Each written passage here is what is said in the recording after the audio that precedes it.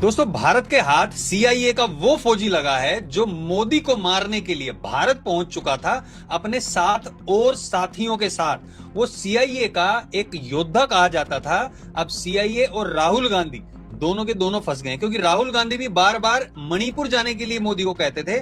और ये कनेक्शन जो सामने आया है, ड्रोन की ट्रेनिंग देने वाला, आतंकवादी संगठनों को ट्रेनिंग देने वाला, हथियार, पता नहीं क्या क्या इंपोर्ट किया गया था, बहुत बड़ा खजाना हमारी सरकार के हाथ लग गया है, जो कि भारत में टुकड़े करने के लिए काम कर रहा था। जो 7 सिस्टर्स की बात हो रही है ना, नॉर्थ ईस्ट को पूरा काटने के लिए और मोदी को एसेसिनेट करने के लिए, वो पूरा भेद खुल गया।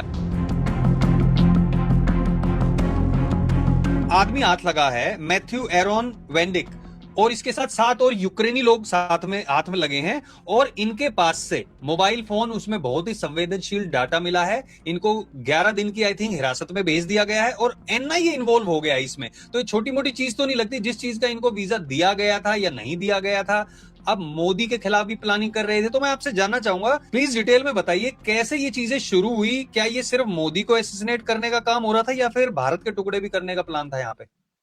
आपको याद होगा ट्रंप ने सीआईए को एक ऑर्डर दिया था कि आप मोदी को 1 साल के अंदर हटा दो। फिर उसके बाद मोदी पे एक्शन लेना शुरू कर दिया।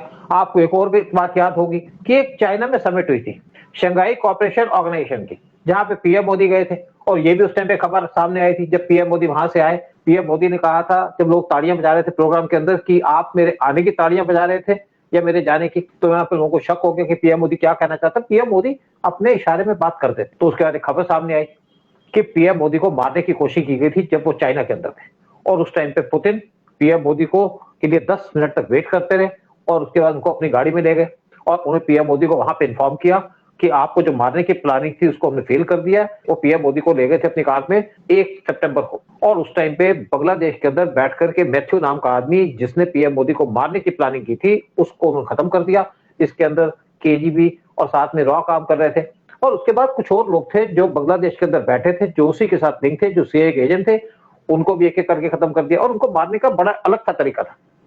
यानी कि उनके ग्लास था, यहाँ पे वो कुछ पी रहे थे, जूस पी रहे थे, उसमें जहर मिला दी।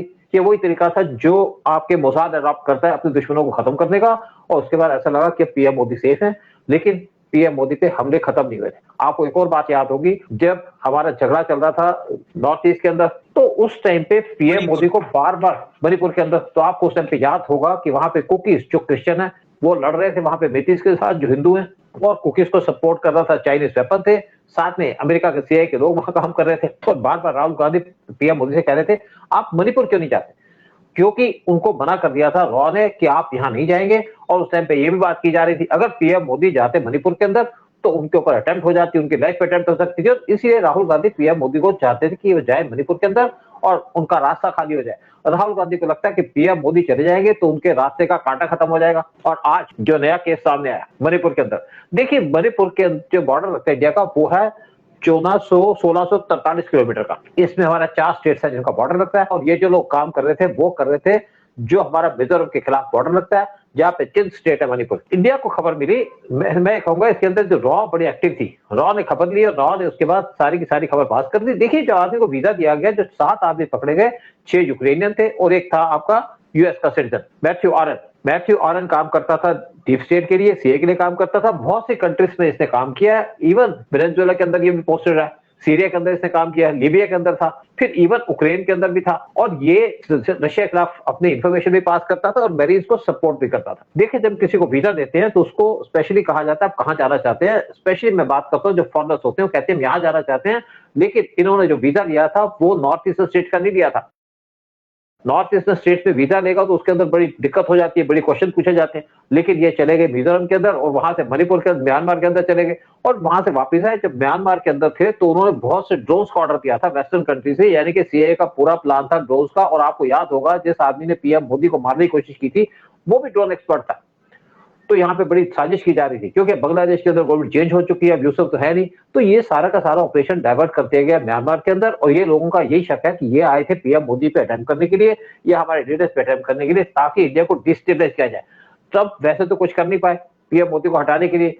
जो उन्होंने हमारे पे टैरिफ लगाए थे वो भी अनसक्सेसफुल हो गए। फिर ट्रंप बीच में आप फंस गए। लेकिन उनकी जो डीप स्टेट है वो पीएम मोदी के खिलाफ हमेशा काम कर रही है, इंडिया के खिलाफ काम कर रही है, उनको टारगेट करने की कोशिश कर रही है, डिस्ट्रॉय करने की कोशिश कर रही है इंडिया को। अच्छा सूद सर, ये आदमी ने बताया जाता है, इसने खुद एक्सेप्ट किया है कि आई नियरली ज्वाइंड सीआईए, लेकिन जो पॉलीग्राफी टेस्ट था उसमें ये नहीं हो पाया था, इसलिए सीआईए ज्वाइन नहीं किया था। लेकिन इसने यूएस जो सील नेवी है उसके साथ भी मिलकर काम किया था। उन्होंने काम किया था इराक में 2013 से 2017 के बीच में, और जब गद्दाफी की गवर्नमेंट थी तो वहां पे इसको पकड़ा भी गया था और ये जेल से भागने में कामयाब हुआ था। फिर इसने एक ग्रुप बनाया था सोली, जो कि ट्रेन करता था ऐसे लड़ाकों को, और यही बात की जा रही है कि जो ये 6-7 लोग उसके साथ थे उनको भी ट्रेनिंग दी जा रही थी, और फिर उसके बाद और लोगों को ट्रेनिंग दी जानी थी जो हमारा बॉर्डर लगता है म्यांमार से उनके साथ। और एक आप किस्सा भी बता रहे थे कि वहां पे पहले भी वहां से कुछ हमारे सैनिकों को मारा गया था, उसके बारे में भी बताइए, और फिर इसके बारे में। देखिए, मैं आपको पहले पहले बता दूं, हमारा नॉर्थ ईस्ट हमेशा डिस्टर्ब है, क्योंकि वहां पे डेवलपमेंट का काम नहीं किया, और वहां पे ना जॉब्स थे, ना कुछ थे, ना रोड थे, ना ट्रांसपोर्ट थी, ना वहां पे रेलवे लाइन थी। लेकिन पिछले कुछ सालों में बहुत सा काम किया गया, रेलवे लाइन बनाई गई है, रोड्स बनाए गए, और साथ में एयरपोर्ट बनाए गए, वहां पे डेवलपमेंट का काम किया जा रहा है। अब भी वहां पे बहुत से काम किए जा रहे हैं, लेकिन और सीधे वहां पे पीस भी है। अब बताता हूँ आपको 2015 की, जब पीएम मोदी जा रहे थे बांग्लादेश के अंदर, जून 2015 की बात है, तो उस टाइम अजीत डोभाल भी उनके साथ गए। तो उसी टाइम पे एक इंसिडेंट हुई आपके मणिपुर के अंदर, जब वहां पे 30 हमारे डिफेंस के लोगों को मर्डर कर दिया गया NSCN-M के द्वारा, और ये लोग सारे भाग गए म्यांमार के अंदर। तो उस टाइम पे जो आर्मी चीफ से कहा गया कि आप इनको चेज करो, मारो, उन्होंने मना कर दिया कि हम इसको चेज नहीं करेंगे, हम तरीके से ऑपरेशन करेंगे। तो उसके बाद डोवाल साहब जब वापस आ गए, अर्ली वापस आ गए, एक दिन पहले आ गए थे, और पूरी प्लानिंग की गई। तो कुछ दिन के बाद एक ऑपरेशन लॉन्च किया गया म्यांमार के अंदर, और उस ऑपरेशन के अंदर हमारे जो कमांडो थे उनको इंडिया के अंदर लैंड कर दिया गया बॉर्डर के पास, चेतक हेलीकॉप्टर के द्वारा।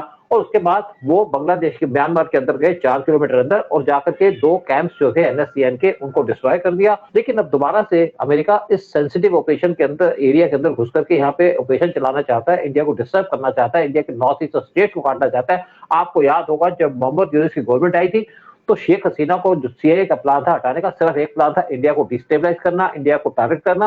और उसी टाइम पे मोहम्मद यूनुस जब 18 महीने तक पावर में रहे, उन्होंने टारगेट किया था इंडिया का नॉर्थ ईस्ट को। कभी कहा कि चाइना के अंदर जाकर कि हमारा जो कनेक्शन है नॉर्थ ईस्ट का वो है बांग्लादेश के थ्रू, कभी इन्होंने कुछ कह दिया कि हम नॉर्थ ईस्टर्न स्टेट्स को काट देंगे। उसके बाद इंडिया ने कुछ स्टेप भी लिए, इंडिया ने अपनी आर्मी को डिप्लॉय कर दिया बांग्लादेश के आसपास, और साथ में इंडिया ने एक अंडरग्राउंड रेलवे लाइन बनानी शुरू कर दी, जो आपके चिकन नेक से पास होती है, ताकि हमारे नॉर्थ ईस्टर्न स्टेट्स को कोई नुकसान ना हो, वहां पे हमारी रसद पहुंचती रहे, हमारी आर्मी की सप्लाई पहुंचती रहे। और उसके बाद इंडिया जिस तरीके से स्ट्रांग हुआ, जिस तरीके से इंडिया ने ऑपरेशन सिंदूर के अंदर पाकिस्तान को डिफीट किया, तो बांग्लादेश की भी सांसें फूल गई। और आज दोबारा से हमारे नॉर्थ ईस्ट को डिस्टर्ब करने की बात की जा रही है, वहां पे ड्रोन सप्लाई किए जा रहे हैं ताकि हमारी आर्मी पे वहां से अटैक किया जाए। और साथ में ये भी प्लान है कि यहाँ से पीएम मोदी पे भी अटैक हो सकता है। पीएम मोदी की जान को हमेशा से खतरा बना रहा है कि उनको यूएस, क्योंकि पीएम मोदी बहुत फेमस है, जिससे ट्रंप और सीआईए को बहुत प्रॉब्लम होती है। एक यूएस की ऑर्गेनाइजेशन है जिसने भी टारगेट किया है आरएसएस को, और साथ में टारगेट किया है रॉ कोकेन को, बैन कर देना चाहिए, क्योंकि आज इनको खतरा बना है। आपको एक और बात बता दूं, जब पीएम मोदी की जान को बचाया गया तो जो उस टाइम पे रॉ के चीफ थे उनको एडिशनल चार्ज दे दिया गया एसपीजी का, पीएम मोदी की सुरक्षा के लिए। और आज जो यूएस बार बार कोशिश कर रहा है, क्योंकि यूएस ने हमारे कई प्राइम मिनिस्टर को मारा है, यूएस ने हमारे 200 से ज्यादा साइंटिस्टों को मारा है। यूएस कभी नहीं चाहता था कि इंडिया न्यूक्लियर बने, और आप देखिए लाल बहादुर शास्त्री को मारने का पूरा क्रेडिट जाता है यूएस को, उन्होंने एक्सेप्ट भी किया इस चीज को। और एक और बात बता दूं आपको कि हमारे जो साइंटिस्ट थे जो न्यूक्लियर बनाना चाहते थे, उनको भी मारने का यूएस ने काम किया। और यूएस हमेशा इंडिया को टारगेट करता था। साथ में उसने यूएस के लोगों ने ये भी एडमिट किया है कि उन्होंने पाकिस्तान को न्यूक्लियर वेपन दिया था ताकि इंडिया को काउंटर किया जा सके। देखिए, basically Rahul Gandhi is very close to deep state. जब भी राहुल गांधी, देखिए राहुल गांधी ने पिछले 10 साल के अंदर 200 से ज्यादा फॉरेन ट्रिप्स की हैं, इतनी तो पीएम मोदी ने नहीं की। और क्या करने जाते हैं, कभी सिंगापुर चले जाते थे, कभी बैंकॉक चले जाते थे, रिसेंटली वो गए हैं आपके एक और कंट्री के अंदर, वियतनाम के अंदर। इससे पहले पीएम जो राहुल गांधी है वो कोलंबिया के अंदर गए थे। कोलंबिया के अंदर आपके क्या इंटरेस्ट है, क्योंकि वहां पे एक डीप स्टेट की लेडी है जिसने रशिया यूक्रेन वार स्टार्ट किया, और वो जो राहुल गांधी बाहर जाते हैं वो इंडिया को डीसेटल करने के लिए जाते हैं। जब भी इंडिया के अंदर कोई बड़ा प्रोग्राम होता है तो राहुल गांधी चुपचाप बाहर खसक जाते हैं और वहां जाकर के देख कैंपेन करते हैं। इंडिया के अंदर रह करके राहुल गांधी कोशिश करते हैं कि पार्लियामेंट हाउस ना चले, क्योंकि राहुल गांधी को पता है कि पावर तो आ नहीं सकते। उनको लगता है कि मैं मोदी को हटा दूं तो बड़ा काम अचीव कर लूंगा, मैं शायद पीएम बन जाऊं। अपने पीएम के चक्कर में राहुल गांधी ने जितने भी काम थे एंटी नेशनल के, वो उन्होंने अडॉप्ट कर लिए। हमें जो देश के अंदर जो मेन खतरा है वो हमारे अंदर से खतरा है। हमारे जब भी देखिए, जब हमारा ब्रिटिश राज था यहाँ पे, तब भी जो किले के दरवाजे खुलते थे अंदर से खुलते थे, और आज किले के दरवाजे खोलने के लिए पूरी कांग्रेस पार्टी बैठी है। आप टीवी चैनल में चले जाइए, आप देखिए राहुल गांधी कांग्रेस के लोग किस तरीके से लोगों को गालियां देते हैं, हमारे जो आर्मी के ऑफिसर्स हैं उनको गालियां देते हैं, और ये कोशिश करते हैं कि सारी की सारी डिबेट के अंदर ऐसा काम किया जाए ताकि इंडिया की इमेज डाउन हो, गिरे। और आज राहुल गांधी डीप स्टेट के साथ मिलकर के काम कर रहे हैं। राहुल गांधी चाइना को प्रेस करते हैं। आपको याद होगा कि ग्रेटर निकोबार के अंदर एक इंडिया बहुत बड़ा बेस बना रहा है, नेवल बेस बना रहा है, जहां पे हमारे एयरक्राफ्ट कैरियर को रखा जाएगा, और ये है क्लोज मलक्का स्टेट के। तो उसी टाइम पे सोनिया गांधी ने एक चिट्ठी लिखी थी अखबार के अंदर इंग्लिश में। देखिए, सोनिया गांधी सिर्फ 8 क्लास पढ़ी है ना, उसको हिंदी आती है ना इंग्लिश आती है, लेकिन चिट्ठी उन्होंने इंग्लिश में लिख दी और कहा कि क्यों इंडिया वहां पे एक नेवल बेस बना रहा है, क्योंकि उनको डर था कि वहां पे नेवल बेस बनाने से चाइना को खतरा हो जाएगा। और आज ये जो लोग हैं ये उसी चीज को सपोर्ट करते हैं जो एंटी नेशनल सपोर्ट हो, चाहे इनको चाइना मिले, चाहे पाकिस्तान मिले, चाहे आपको मिले सीआईए। राइट, मतलब हो सकता है कि राहुल गांधी को भी इन चीजों के बारे में पता हो, इसलिए वो निश्चित नजर आ रहे हो। आपने बताया कि सीआईए ने कोई काम दिया गया था कि मोदी को हटाना है, और ये जो बंदा था ये बहुत ही ज्यादा बताया जाता है, आई डोंट नो इसमें कितनी सच्चाई है, कि बहुत ज्यादा क्लोज था सीआईए का, एक तरीके से बहुत बड़ा एसेट था। और मोदी जी के जान पे हमला, आपने बिल्कुल सही कहा, पहले पंजाब में वहां पे उनका काफिला रोक लिया था, फिर उसके बाद बांग्लादेश में जो पॉइजन की आपने बात की, मणिपुर जाने के लिए कहते थे, फिर ये जो हमारे धनखड़ जी हैं इन्होंने इंटरनली कोशिश की थी लोगों के साथ मिलकर इनको हटाने के लिए। तो बहुत सारी कोशिशें होती रही हैं, लेकिन एक बात तो इससे स्पष्ट हो जाती है कि मोदी जब तक हैं जब तक ये कुछ नहीं कर सकते हैं, और अगर मोदी हट भी गए किसी तरीके से या उन्होंने इस्तीफा भी दे दिया तो ये तो काल था, उसके बाद महाकाल आएगा इनके लिए, वो आएंगे योगी जी जो इनका बिल्कुल ही बोरिया बिस्तर अच्छे से पैक करके इनको भगाने वाले। मैं आपको बड़ी एक क्लियर बात कह दूं, मोदी जी बहुत ज्यादा आगे की सोचते हैं। अगर मोदी को गद्दी छोड़नी होगी तो मोदी उस आदमी को बिठाएंगे जो देश को और ज्यादा आगे ले जा सके। मोदी देश को हेडलेस नहीं छोड़ेंगे कि आज मैं चला गया कल कुछ नहीं होगा। मोदी जी उस आदमी को चुनेंगे, उस आदमी को गद्दी में बिठाएंगे जो आदमी देश को और आगे ले जाएगा। और राहुल गांधी का सपना सपना रह जाएगा। चोरों का काम यही होता है, देश को नुकसान पहुंचाना, देश को बर्बाद करना, देश के खिलाफ काम करना, पीछे के दरवाजे से दुश्मनों को घुसाना और देश को लुटवाना। और यही काम कर रही है हमारी कांग्रेस पार्टी, यही काम कर रही है हमारी समाजवादी पार्टी, और यही काम कर रही है हमारी ममता बनर्जी की पार्टी टीएमसी। तो चलिए देखते हैं, आप लोगों से ही पूछना चाहते हैं, जितने लोग देख रहे हैं, कि आप भी कमेंट सेक्शन में बताइए क्या लगता है आपको कि मोदी जी प्रधानमंत्री रहने चाहिए। प्लीज इस वीडियो को सब लोगों के साथ शेयर जरूर करना, क्योंकि जो ये आदमी पकड़ा है ये बहुत बड़ा एसेट जो सीआईए का हाथ लगा है ऐसा बताया जा रहा है।